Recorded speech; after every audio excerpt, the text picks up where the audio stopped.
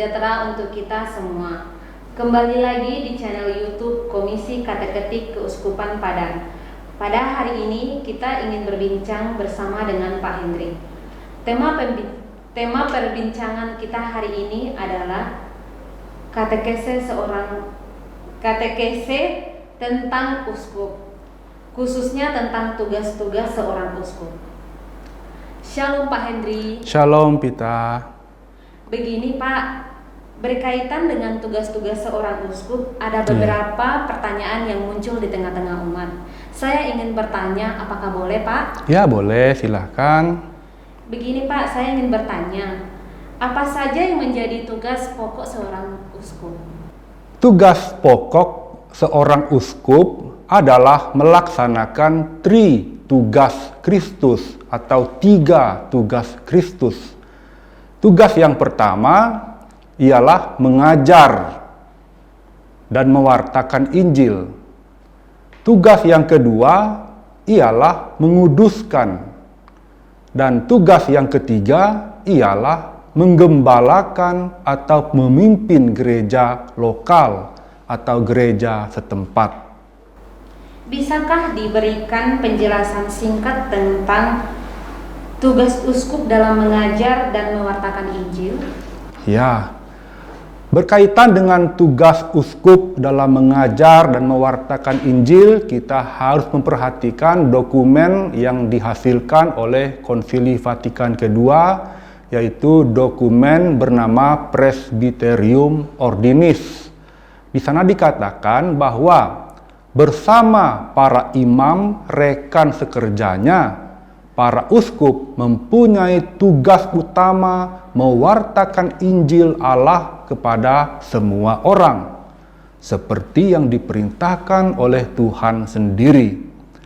Para uskup adalah pewarta iman yang mengantarkan murid-murid baru kepada Kristus, dan merekalah pengajar yang otentik atau mengemban kewibawaan Kristus sendiri. Jadi, sebagai pewarta Injil, seorang uskup adalah sekaligus pengajar iman. Ia bertanggung jawab untuk memelihara gereja dalam kemurnian ajaran iman, yakni iman yang diwartakan oleh para rasul. Ia harus melindungi umat dari kekeliruan dan kesesatan. Baik Pak, saya pernah mendengar bahwa ajaran Paus tidak dapat sesat. Bagaimana itu dapat dijelaskan? Iya. Ajaran Paus tidak dapat sesat atau salah itu merupakan hasil Konsili Vatikan pertama sekitar tahun 1870. Gereja percaya bahwa Kristus yang adalah jalan, kebenaran, dan hidup menghendaki agar Paus yang memimpin gereja mengambil bagian dalam sifatnya yang tidak dapat keliru. Namun, Paus tidak dapat sesat atau salah bukanlah dalam segala sesuatu yang beliau ajarkan atau katakan. Ajaran yang tidak dapat sesat itu hanyalah menyangkut ajaran dalam bidang iman dan moral yang tidak bertentangan dengan kitab suci dan tradisi gereja, serta disampaikan secara ex cathedra. Artinya, ajaran itu disampaikan Paus secara resmi sebagai pengajar tertinggi gereja Katolik. Dalam hal demikian, Roh Kudus akan melindungi beliau dari kesesatan ajaran dan kesesatan lainnya. Dalam prakteknya, Paus sangat jarang menggunakan kuasa infabilitas atau tidak dapat sesat ini. Begitu, Pita. Oh, begitu ya Pak ya. Bagaimana dengan para uskup yang lain Pak? Iya. Walaupun uskup masing-masing tidak mempunyai karisma tidak dapat sesat atau infabilitas ini, Namun para uskup dalam kesatuan dengan paus, yaitu uskup Roma, ikut memiliki karisma tidak dapat sesat dalam bidang ajaran iman dan moral, khususnya bila mereka bersidang dalam konsili ekumenis. Kalau begitu, apa sikap kita terhadap ajaran iman dan moral yang disampaikan paus serta para uskup yang berada dalam kesatuan dengannya, Pak? Iya. Karena ajaran iman dan moral yang disampaikan paus serta dewan para uskup yang berada dalam kesatuan dengannya tidak dapat sesat, maka kita harus menanggapinya dengan ketaatan iman dan menerimanya sebagai bagian dari kuasa mengajar gereja atau magisterium gereja. Selain mewartakan Injil, seorang uskup juga bertugas untuk menguduskan. Maksudnya itu bagaimana ya, Pak ya? Nah, sebagai orang yang dikaruniai rahmat imamat tertinggi, uskup bertugas untuk menguduskan kaum beriman, terutama melalui perayaan Ekaristi. Ekaristi merupakan pusat kehidupan gereja setempat. Uskup bersama dengan para imam menguduskan gereja dengan doa dan karya, dengan pelayanan sabda dan sakramen-sakramen.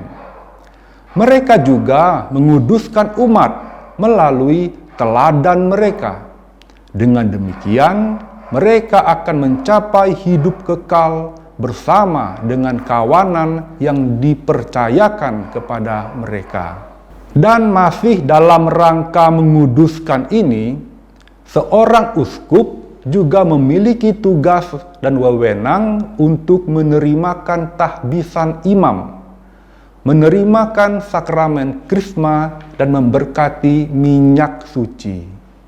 Lalu, selain mewartakan Injil dan menguduskan, seorang uskup juga bertugas untuk memimpin. Maksudnya itu bagaimana ya, Pak ya? Ya, seorang uskup memimpin gereja setempat sebagai wakil dan utusan Kristus dengan petunjuk-petunjuk, nasihat-nasihat, dan teladan mereka, tetapi juga dengan kewibawaan dan kuasa suci.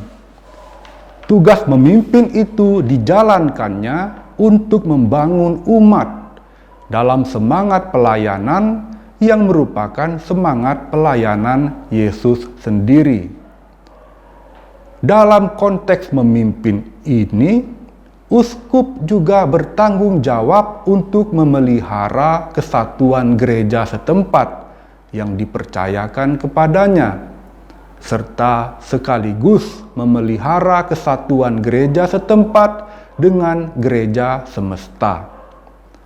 Sebagai pemimpin, seorang uskup juga menjadi pelaksana dan penanggung jawab utama 5 bidang kehidupan gereja, yaitu kerigma atau pewartaan, liturgia atau peribadatan, koinonia persekutuan, diakonia pelayanan, dan martiria atau kesaksian. Baik Pak, dari penjelasan Bapak, saya ingin bertanya yang terakhir. Ya. Bagaimana hubungan antara uskup sebagai pemimpin dengan umat yang sebagai dipimpin? Iya. Dalam melaksanakan tugasnya sebagai pemimpin, uskup harus menjadi gembala teladan yang selalu bersedia mendengarkan suara domba-domba atau suara umat yang digembalakannya. Sedangkan umat atau domba-domba wajib taat terhadap uskup, sebagaimana gereja taat terhadap Yesus dan Yesus taat terhadap Bapa. Begitulah kira-kira. Wah, Terima kasih Pak atas waktunya. Iya, sama-sama. Ini merupakan perbincangan yang sangat menarik dan berguna tentunya bagi Ya. kami semua. Amin. Terima kasih Pak Hendri atas penjelasan yang telah diberikan. Semoga penjelasan-penjelasan yang Bapak berikan dapat menambah wawasan untuk kita semua. Demikianlah saudara-saudara terkasih, perbincangan singkat kita tentang tugas-tugas seorang uskup. Kita akan lanjutkan perbincangan di sesi berikutnya. Tetap di channel YouTube kita di Komisi Kateketik Keuskupan Padang. Terima kasih, Shalom, damai sejahtera.